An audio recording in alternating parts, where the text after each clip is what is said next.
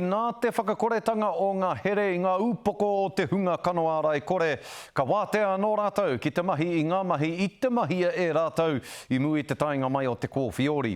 Hioi, kei te māharahara etahi mātanga Māori ki te whakakoretanga o ēnei here nei, kei raru ko te hunga whakarairai, pēnei i ngā whānau Māori. Aneira, Isabel Prasad. Nā ngā tikanga kano ārai me ngā tohu uru i rereke ai te ao o te nuinga.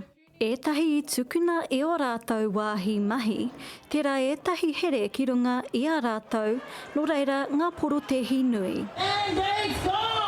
Kua whakakorea e te kāwanatanga mō naia nei, ko tā rātou kua tūtuki ngā hiahia.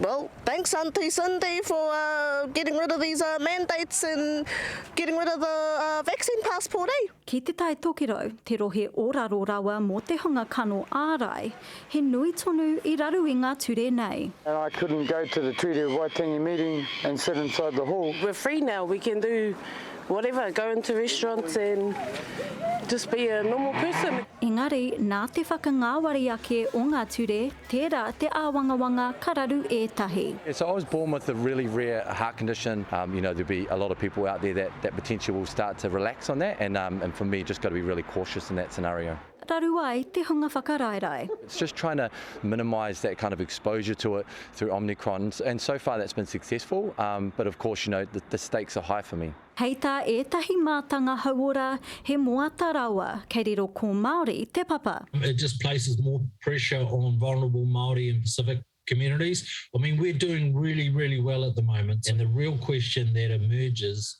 is how long can we sustain these current efforts? Me te tūpono ka roa ke te noho mai o te mate o Mikona. I think in part it's the nature of the virus, but the removal of mandates, the removal of vaccine passes, that confirms that we are going to see a long and strong tail. He ātawha ka roa ke i te tika o te tā ngai o te tuku i te mana ki te iwi, me te tiaki i ngā hapori maha anō hoki.